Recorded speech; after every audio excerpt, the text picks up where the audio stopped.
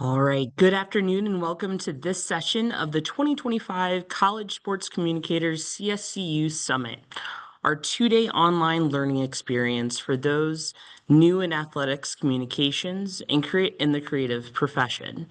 And for those seeking in a career in this field, that could be graduate students, graduate assistants, undergraduate students, interns, and all those in between who want to be in this profession. We want to thank you for joining our session on making the jump into the profession. Each of our 4 live summit sessions is hosted by the College Sports Communicators CSCU committee, whose goal is to work with young and aspiring professionals and provide guidance, continuing education sessions, and mentorship. The CSCU motto is Educate Educators and Find Our Future.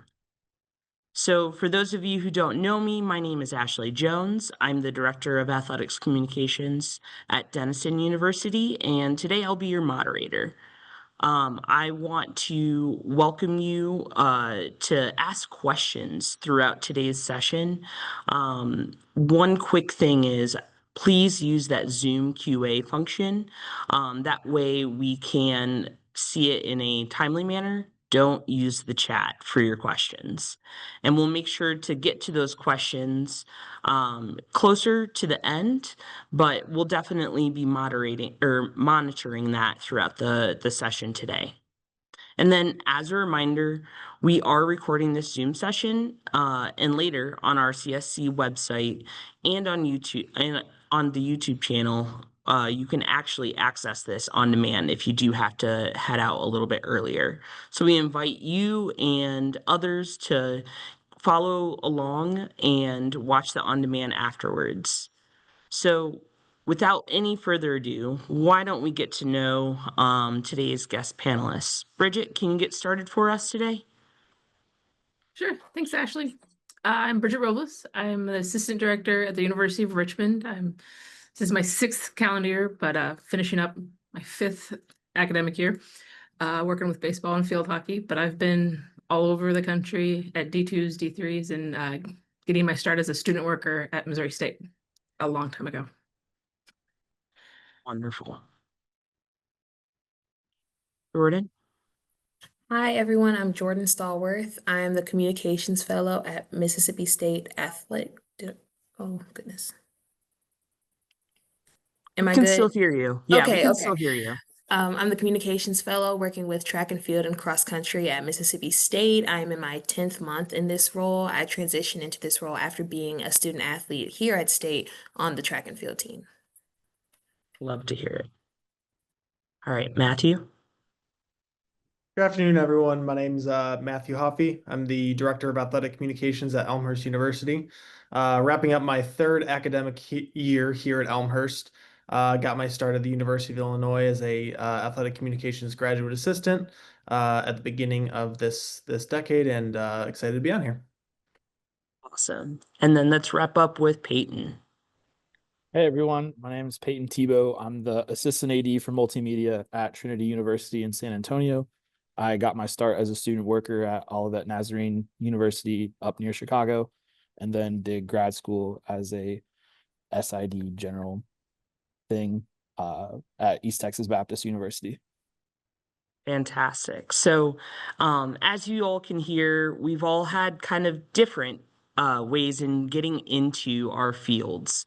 We all also have kind of a different role in our specific athletic departments, which I really find exciting and rewarding in the sense that with CSC, no one has, a similar journey. No one has a similar means of what they do on a day-to-day basis. And I think that's why a lot of us stick with this profession, because every day is a little different.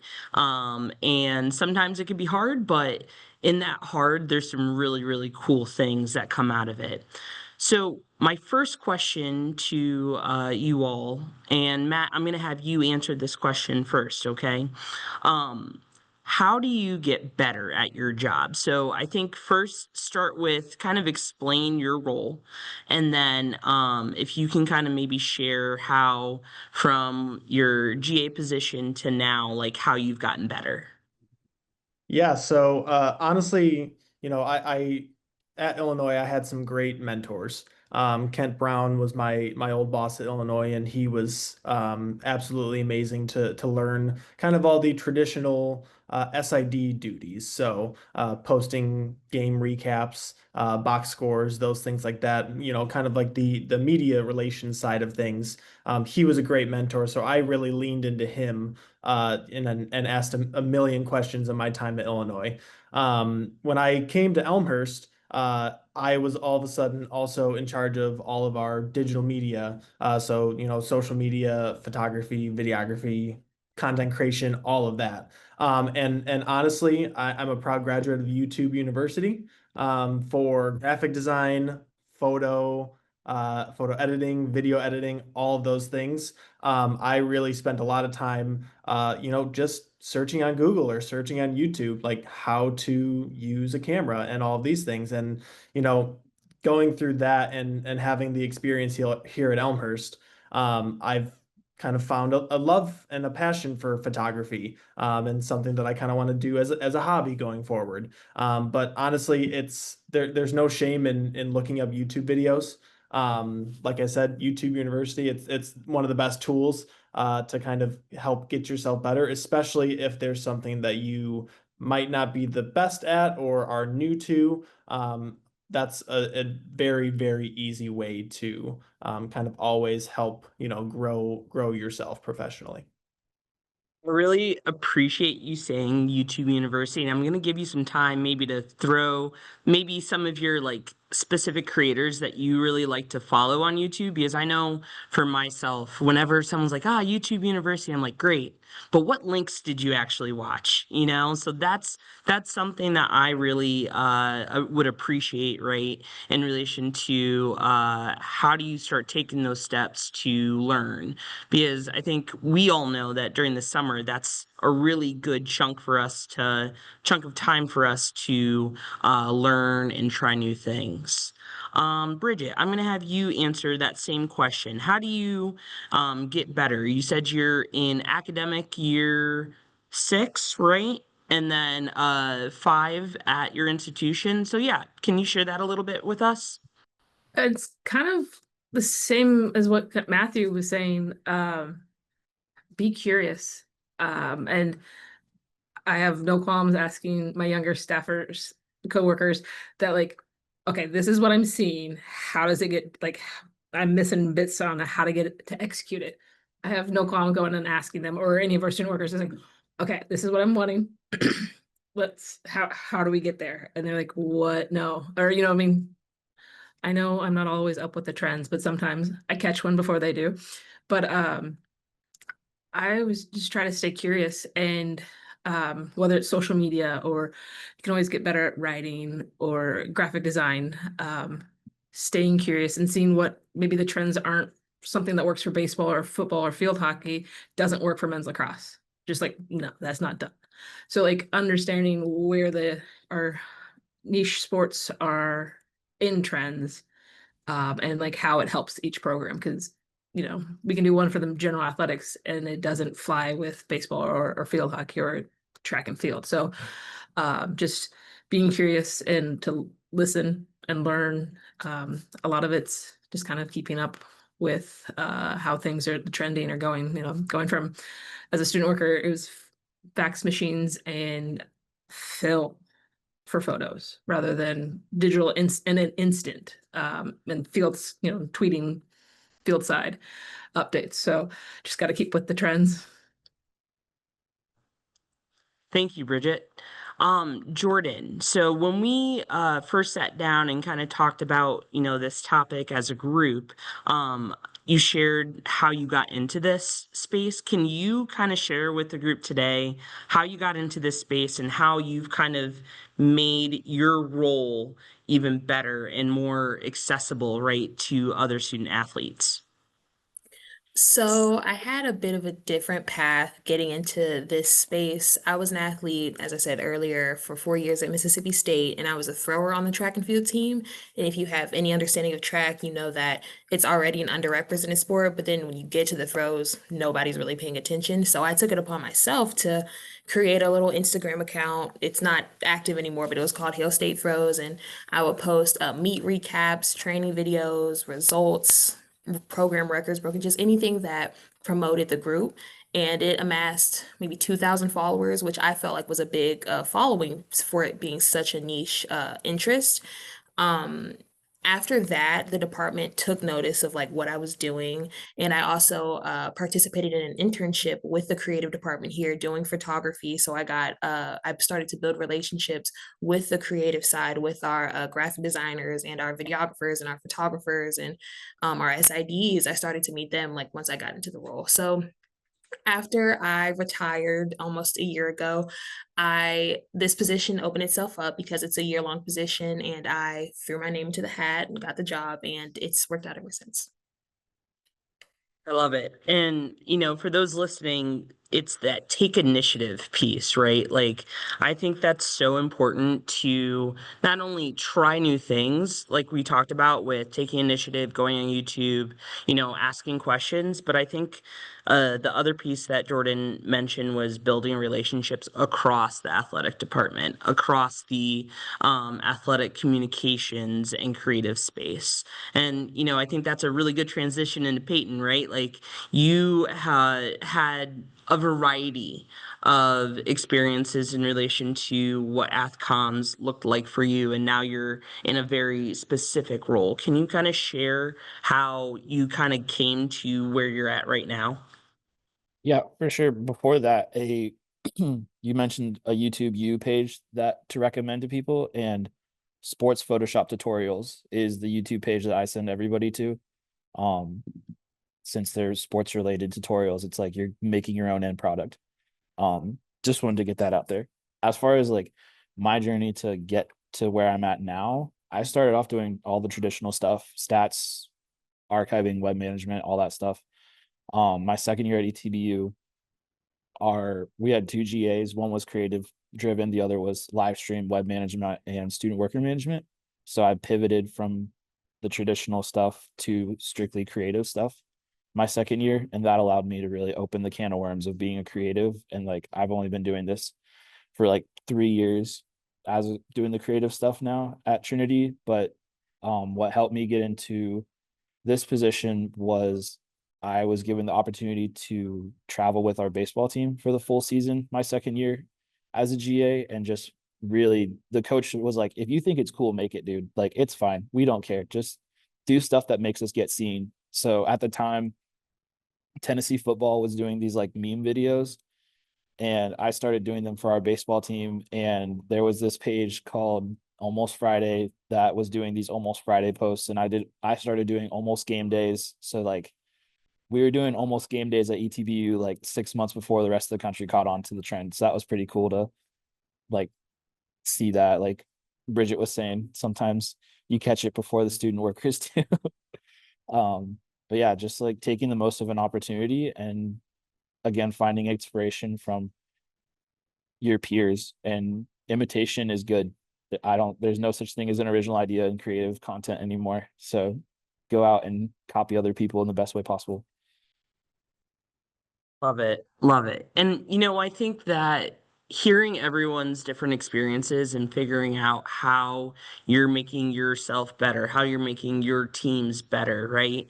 How you're getting better coverage out for those niche sports. It all kind of boils down to preparedness and, how you're kind of setting up your day. So, Jhordyn, I'm gonna start with you on this one. What do you do to prepare for a game day, or when you're covering a large competition or something like that? Like, what do you do to make sure that you're ready to put out great content?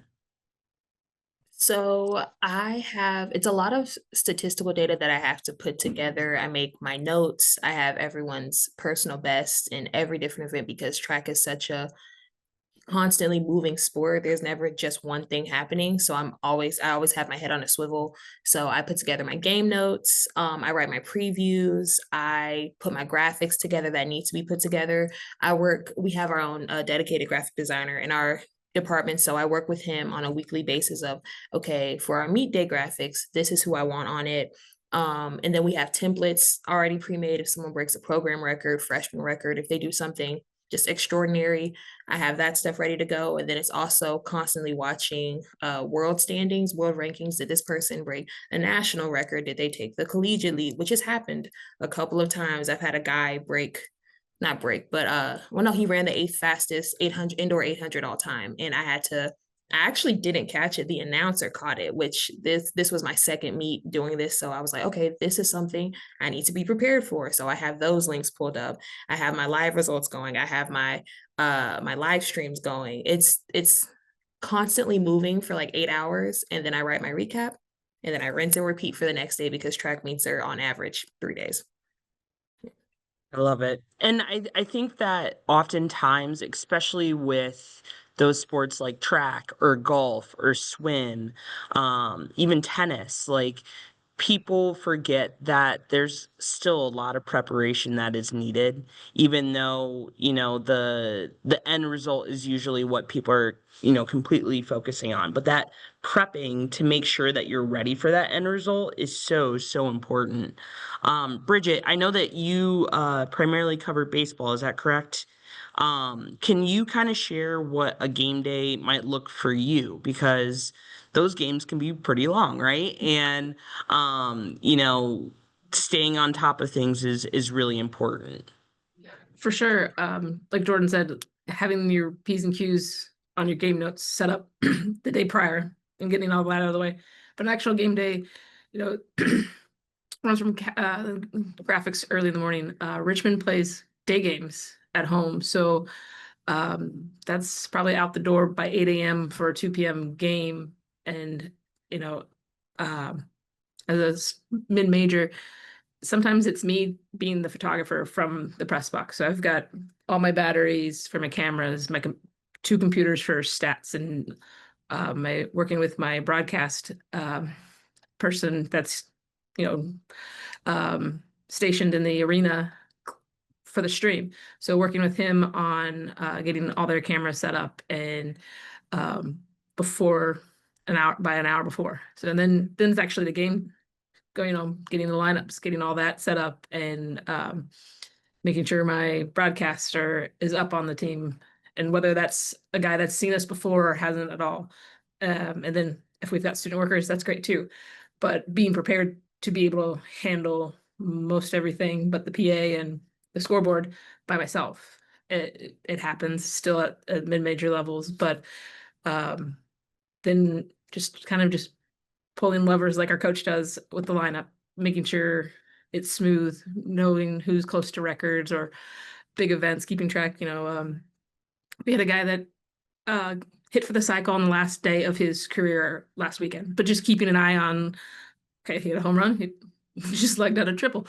Oh dear, he's gonna get it. And he does in his last at bat. Just like Jhordyn was saying, keeping just open. Yes, you got to manage everything, but if you're prepped ahead of time, you can stay present in what's going on and catching those big things. And then you are ready when they do happen.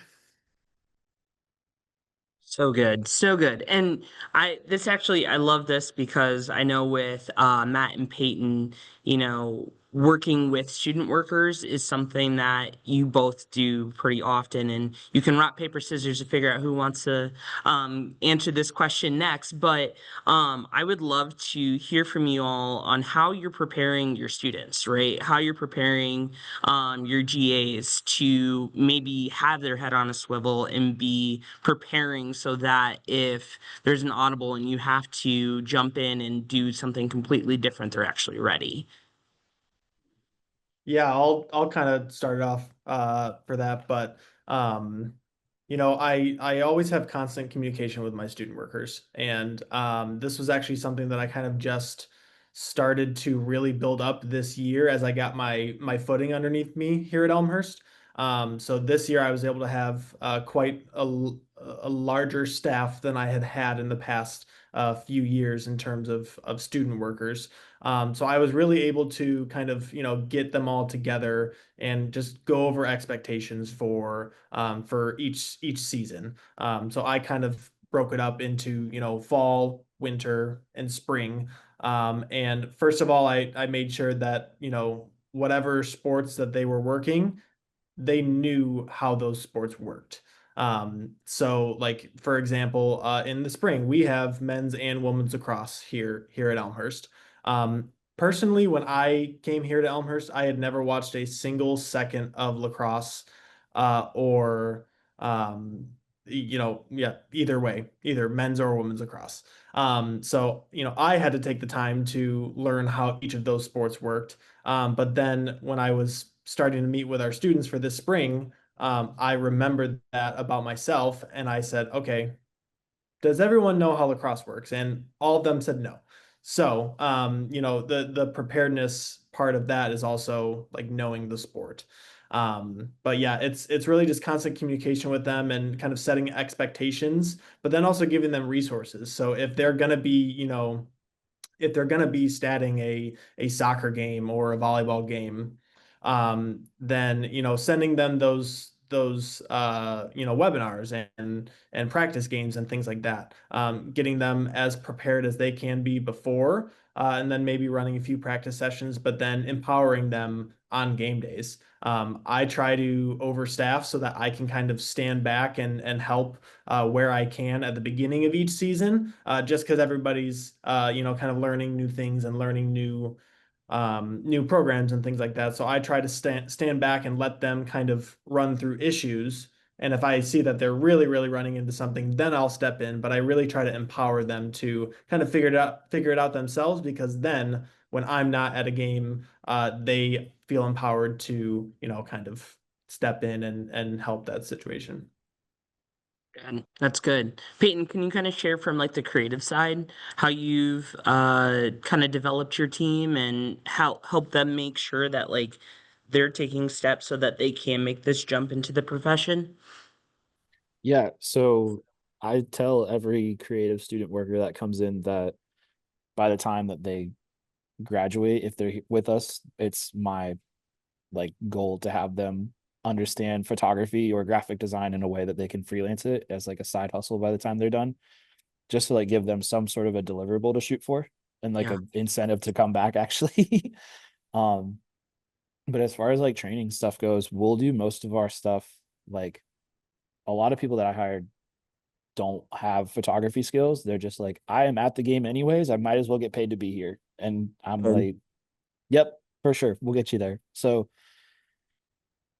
in that case, they mostly do understand the game, but it also depends on the moment for when we're doing stuff. Like if it's, there were a couple of times this year where it was coming down to the wire in a basketball game, and I'll hand my camera to a student worker and I'll film the event, the last seconds on my phone, so we can have that quick hit for socials, and like letting them understand like this is something you can like shoot for. And like once you understand composition and not, we have the issue of a lot of our student workers like to delete stuff right after they take it, and they kind of miss the celebration stuff. So teaching them to understand that like there's 3 goals that we shoot for with photography every game. So it's action shot, emotion shot, and we call it like quiet moments. So if it's a basketball game, it's like the guy taking the deep breath right before the free throw, or the 2 guys at the free throw line like looking up at the rim about to get the rebound, and just saying those are, those are the 3 key moments in a game that we want to aspire to capture, with action being the like ultimate goal, obviously. But Yeah. and then as far as like graphic design goes, if someone signs up to be a graphic designer, they have, anytime they make a graphic, they have to do it with me sitting next to them, so that way I can coach them through if they have any questions. But ultimately it's their first assignment is to go through Pinterest and find 5 graphics that they want to learn how to copy. And then once they figure out, okay, these are the 5 I want to copy. And if, for instance, this year I had a girl who knew nothing about the swim team, but she was the graphic designer for the swim team. So me and her went through Pinterest and found 5 graphics that she liked. and we pulled key elements from each of those 5 graphics and implemented those key elements into her overall brand design for the swim team this year.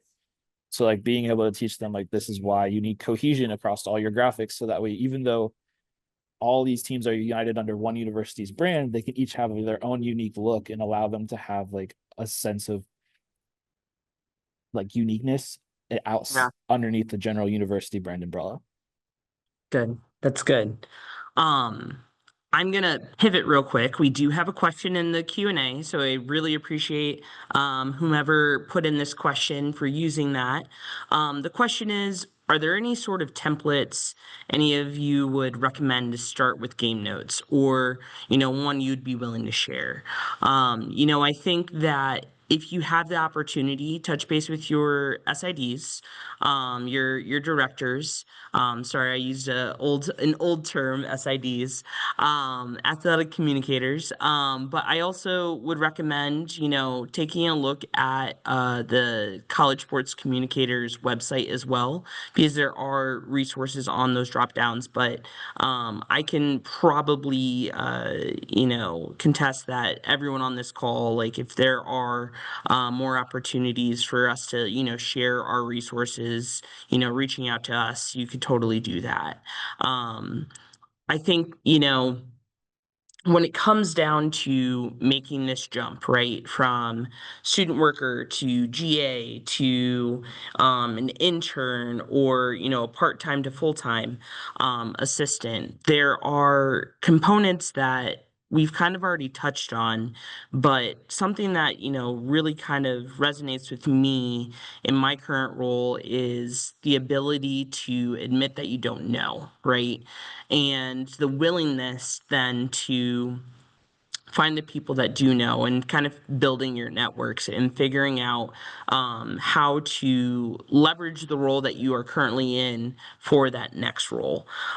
So I would love for maybe we can start with, let's see, we'll start with Peyton, with just like how have you kind of leveraged your role, or maybe give an example of how maybe one of your students or a fellow GA has leveraged their role to their next spot in this profession.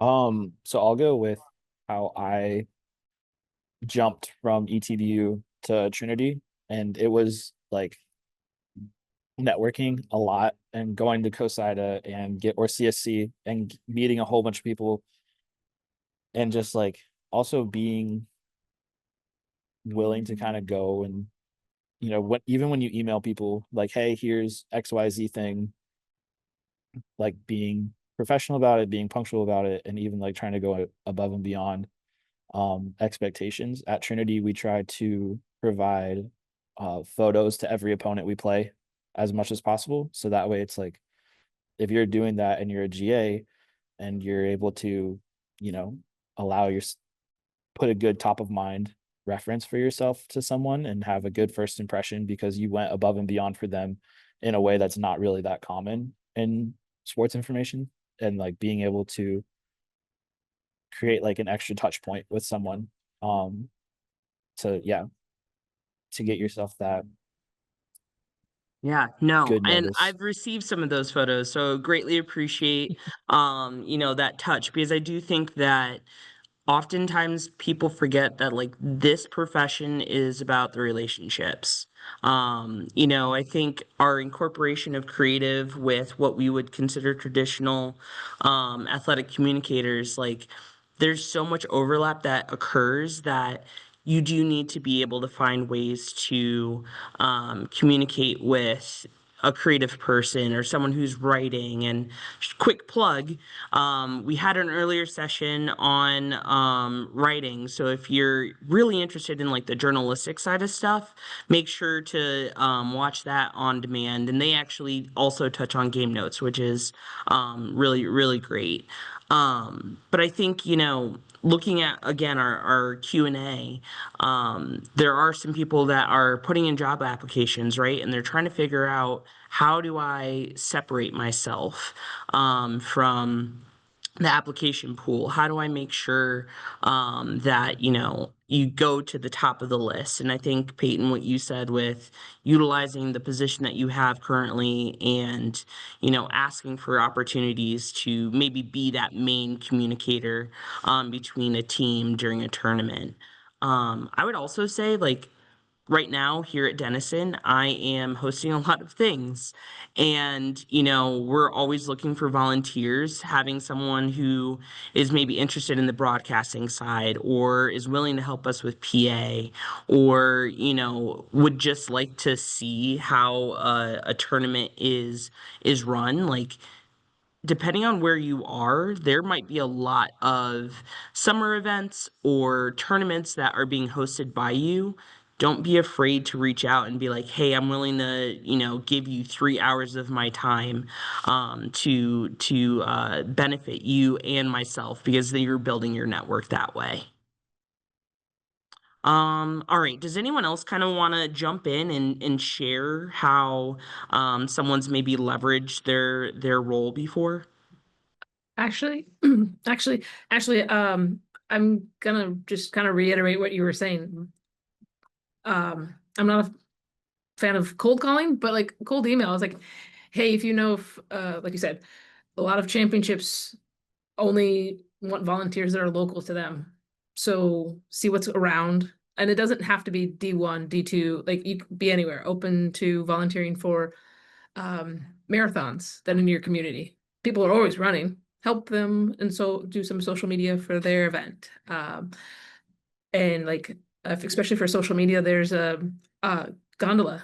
You can see that, hey, I helped with this content and you have numbers, which for the resume building, you know, proof of what you've done. I'm not the greatest at this, and one of my personal goals this summer is to update my personal website with the photos I've taken or videos that I've gotten better at. But just proof that I've shown growth through my career, even if my background's mostly writing. And so I've got some more clips to add to that. But having and like volunteering for like UVA's down the street from me, it's like, hey, I'm free. Do you need somebody to help with scoring? Or when they hosted regionals and super regionals for baseball, I was a press conference liaison.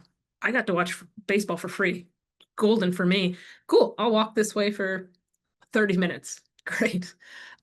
So, but like also I took that time to see how they run their tournaments, how they run their press box, dealing with media, how they set up things, all things I was able to take back here at Richmond, tightened up some stuff. And a lot of things I'll take with me to the next spot if I move on. So like not only shooting an email, it's like, hey, I'm free. I'd love to help you out wherever I can. Doesn't matter. So being open to whatever they will throw at you, even if that is making copies. You get to watch great sports. It's a win-win. But also being observant, talking to their marketing person and see how they do game production or in presentation. You know, just being overly friendly is probably the greatest thing to do, and it'll wipe you out. But gaining all that knowledge from, you know, marketing, ticketing, your communications person, how they score crazy plays, how they break down for social media. That was the kind of the coolest part. It's like, okay, big play, seeing how different schools did it and handled that kind of stuff was really neat for me. You've got 4 big schools that, and one I work with every year, but seeing how the other big programs handled defeat, you know, how they captured those, like Peyton was saying, the emotional moments was really interesting and has helped me when doing stuff this past year. So a lot of what Ashleigh was saying, volunteer, be open to whatever they'll throw at you, but be observant, take notes, ask questions. Please, please, please look up from your phone or your computer. Just unless they want you to do that, by all means. But look around, observe, talk to as many people as you can. And if you have business cards, give them your business card. Follow up with a, hey, thank you so much. Whenever else you need a hand, follow up with an email saying, I appreciate the experience that you allowed me to have. And, someday down the line, they might like, hey, we need another baseball SID. Yep. Maybe that greases some wheels for you. Or she knows field hockey. That's something like that. Or somebody's talking to them like, hey, we're looking for somebody. Do you know anybody? Right. Right. That's good. You're building blocks, exactly like Peyton said. You're building on and sending an email, a thank you email. You'd be surprised. It goes a lot of ways. I would agree. I would agree. I'm going to jump into the Q&A again. We have a fun question here. What's everyone's dream role and where would you love to go? I know this is tricky. It's tricky because I think Bridgette, you're ready to go. Maybe I'll always, baseball, wherever. I greatly enjoy baseball. So I'm happy to set a ball field. Love it. I can hop in. Track and Yeah. field is my thing. I would love to work for the Olympic, like Team USA, doing their social content during the Olympics and World Championships. I've gotten to do a little bit because we have a pro here that's participating in Grand Slam, which is like our pro league. It's this new league that debuted, and I'm like, oh, I could do this for sure. So that's definitely the goal. That's awesome. That's awesome. I think for me, something that I thought when I was going into athletics was that I always wanted to be an athletic director, and have my hands on everything like that. But now that I've kind of been in my role here at Elmhurst doing kind of a little bit of everything with marketing, game presentation, promotions, social media, all of this stuff. I think a role that's really interesting to me is being like a associate AD,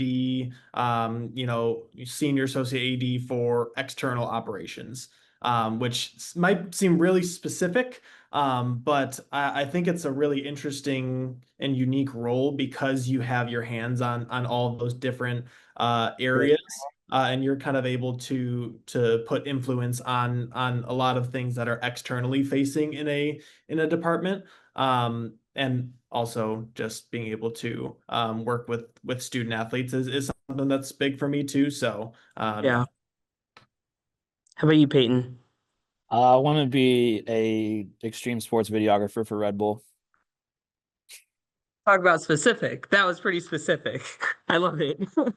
I'll also answer. I think for me, I'm kind of like Matt, right? Like I thought I was going to be in that trajectory for AD, and it's not to say that that's not a goal. I do think though that sometimes, departments need those associate directors just as much as they need those ADs. So I think, being front facing and being able to interact with student athletes is something that's really important to me. And that's a big reason why, I got involved with CSC, specifically CSC U. And, I think the mentorship that I've had here through working with this has been what made being a director that much more exciting. So I think right now I'm going to try to stay a little bit more present and figure out how do I leverage, where I'm at right now. But I think I have a better idea of what is to come. And I also want to encourage you all who are on the call today.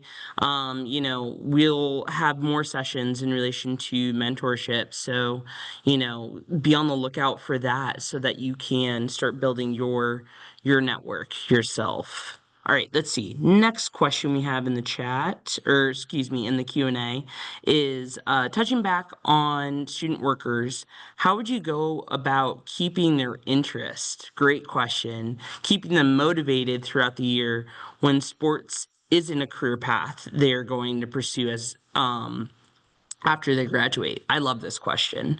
I can definitely start, but I'll see if any of you want to jump in first. Not necessarily for creative, but for stats takers, we have had a lot of success with accounting students because they enjoy numbers. So letting them also take part in like gathering stats, but then also letting them work the record books. So they're going in and actually updating our Excel sheets and all that stuff and giving them kind of ownership over that has been something that we've had success with at Trinity. Good. We have a data analytics major here, so I totally agree with that. Anyone else want to jump in on answering that? I would say maybe just giving new positions for games, not having just one person always doing the stats, or just one person running the scoreboard or this and that. Kind of mixing it up will kind of help them keep interested. And who knows, maybe, if you might never know that somebody, could love to do statistics, if they're only sitting with the game clock controller in their hands. So, if you move people around, then maybe that will kind of open their minds up and saying, maybe I didn't like this portion, but when I started to do this, it kind of piqued my interest. So just trying to, get new positions and get new experiences, I think is helpful.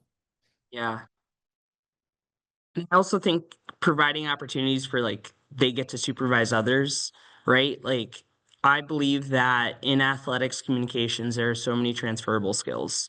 And I think, if you are in that role where maybe you're the part-time assistant or you're a new assistant director, like find ways to give maybe those upperclassmen who have been consistent an opportunity to train the underclassmen because you already have plenty on your plate.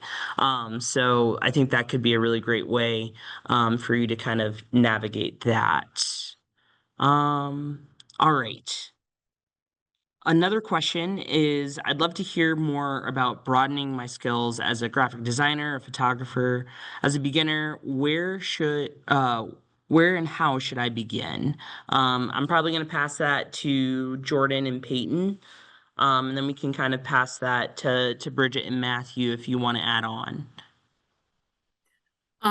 Peyton and Matthew brought it up earlier. They utilize YouTube University. I can definitely attest to that. I was blessed enough to work with our photography department, so I got experience using professional grade cameras, but graphic design, though I don't have to do it for my job, it's something I want to do just to broaden my skill set. So I utilize their resources. If they have assets that I can use, I use those. Or if not, I go to YouTube or I go back to them. I use TikTok and Pinterest a lot just to kind of get ideas, but just really using the resources that are around me to better myself and learn more. Good. Before we move on to Peyton, I actually have a secondary piece for you, Jhordyn, from Nicole Fox.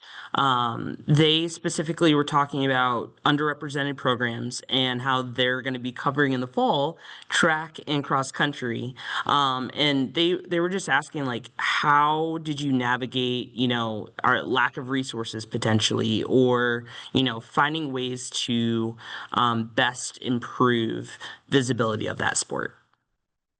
So a lot of it has just been taking matters into my own hands. I can call back to a few different meets where I've just shot for the kids myself. We usually travel someone or have a freelancer, but when that's not an option and we don't have photo or any content for the weekend, I just go and say, hey, can I take a camera, an 85 millimeter? I did that at the national championship. I shot the whole meet because we wouldn't have had pictures if we didn't do it or if I didn't do it. So it's more so being willing to learn and do what needs to be done if the other resources are not available to you. And it wasn't even like we're not giving you camera. It's just the way that the cards folded, the cards fell, and being willing to come up with ideas and do what needs to be done to represent the program to the best of my ability, even when I have to kind of push that forward myself, even when some people are like busy. And it's and another thing that I've learned is that it's not personal. Sometimes it's just the way that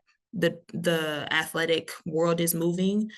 Things are starting to get phased out, and when you work with a program like track and cross that typically is not is non-lucrative and whatnot, you have to be willing to do what you need to do to get the job done. Good. Peyton, if you want, we can jump in. We have two more questions and we're hitting that 45-minute mark. So I want to make sure that we get to these questions. And like I said, everyone, I'm telling, I guess, everyone that they'll be available to answer your questions off camera. But this next question is from Jake Howard. he asked, what would your advice be for moving up quickly? Like there's, some people who have more experience than, themselves, and they feel like they're falling behind, right? And I think that imposter syndrome is real, especially in this line of work, because you see what some schools are putting out and you don't really know how they got to that point, right? So I'm gonna open the floor. Yeah, Matt, it looks like you're ready to answer that. Go ahead.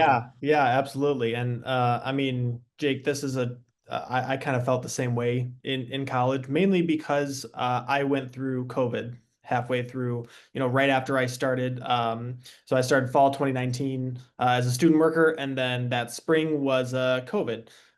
So what I really did was, I feel like at times I might have been a little annoying to my full timers, but I would always ask to do new things. And I think that's not just as a student worker, but also as a graduate assistant, I did the same thing. I always asked to do new things and to get new experiences and to get my hands on things, because that's the way that I was going to be able to learn. I was given a camera when I was traveling with Illinois softball and said, "Hey, you're our photographer on the road too. Here's a camera, have fun." So like I said earlier, I had to learn those things, but also just getting as much experience as you can. And I felt like I had fallen behind a little bit, when I was in college, but I kept on asking for more things. And even, sorry, actually just touching a little bit on Good. the job search. When I graduated from my master's degree, I thought I was going to get a job right away, be all good, and then go in full time. That did not happen. I ended up interviewing at 3 different places, and each of those spots, I was passed up for somebody that had more experience. I literally heard the same thing 3 separate times. We love you. You were our second choice, but we went with this candidate that had more experience. And it was demoralizing. I was like, what more do I need to do? Like, I don't have more experience. I can only work with what I have right now. Yeah. But I kept at it and ended up, landing here at Elmhurst. So, and Jake mentioned that he'll be at CSC convention. CSC convention is amazing and is an amazing tool to learn and to get more experience and network and things like that. I will also be in Orlando. It is my favorite thing that I look forward to at the beginning of every summer. Yeah. I would also recommend downloading that app and doing a little bit of like pre-convention research. Yep. Bridgette, go ahead. I'd also like to add, CSC actually has a lot of resources available. There's people that are willing to, if you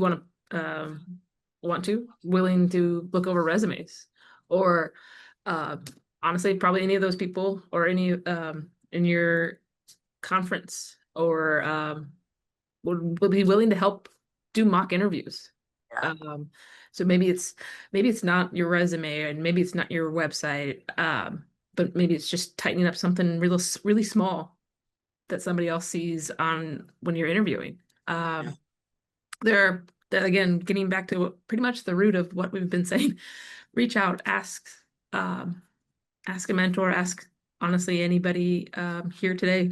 Pretty sure anybody on the any of these CSC Zooms for a hand and for help. We want to keep you here. We want you here. Yeah. We want everybody to stay as long as they can and be successful. So we're all willing to help you guys move up. And maybe it's quickly, maybe it's a little slower than you want, but we're all here to help you and help everybody else succeed. So no ego in it. We want everybody to do well. So just maybe sometimes it's reaching out for a hand. It's like, Good. That's real good. I have one more question in the chat. Let's see if we could maybe go around the horn and do like 30-second response. So Robert, he's at a smaller institution and is asking, how do you balance managing your daily responsibilities while also still dedicating meaningful time to teaching and mentoring student workers? I definitely feel this, at a smaller D3 institution, like finding time to teach students can be hard. But I think that's, again, kind of going back to if you have a student that does know certain things already, encouraging them to lead by example and teach and train while you're still doing your work. That's my tidbit. I don't know if anyone else wants to jump in and kind of share their idea. One, for me, I try to schedule some one-on-one time with me, every other week with my student workers just to answer questions or to kind of teach them new things, and to kind of just connect with them. But also, I tell my student workers to arrive at games an hour early, which might be a little longer than some other places do. But I use that time to talk to them, get to know them personally, get to know, what they want to do in their future, and then be able to kind of help them prepare for the game and teach them new things, if they're open to that. So yeah. Good. Anyone else? And that's okay if it's okay. Awesome. Oh, go ahead, Peyton. I think part of what we do is we make training our student workers part of our normal workflow.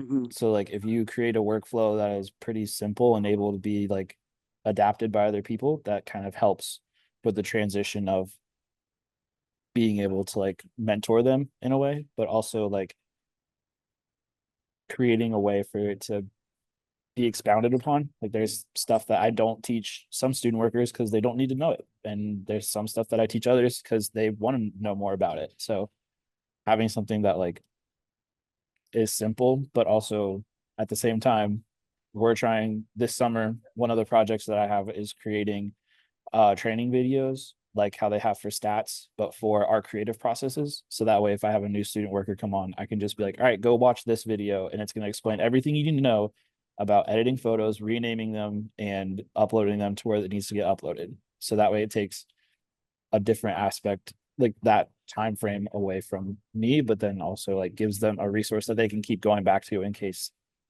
we have a lot of athletes that work for us, so they might spend their whole season not working for us and they'll forget what they have to do. That's good.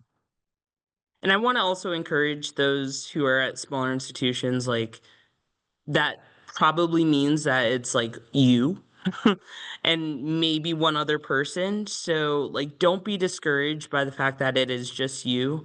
There are most likely students out there who can help step up, help write stories, help, train. And if you don't have it, like there are resources out there that can help you start really figuring out ways to advocate, right? For yourself in that. Um, so with that, we'd like to give just a big thanks to all of our panelists today for the discussion and the insights. Again, this session will be on demand later on our CSC website and YouTube channel, in a video format, and also available on your favorite podcast channels. So we just want to make sure to look out for 2025 CSC U Summit schedule information. So we have one more session in relation to networking. And, within the next few days, we're going to be putting out all of this on-demand content. Be on the lookout for an email from CSU just to give us some feedback on how we can continue to improve this summit. And again, thank you so much, panelists, for being on today. I had a blast. I hope everyone who joined us had a great time, and I look forward to seeing a lot of you at convention.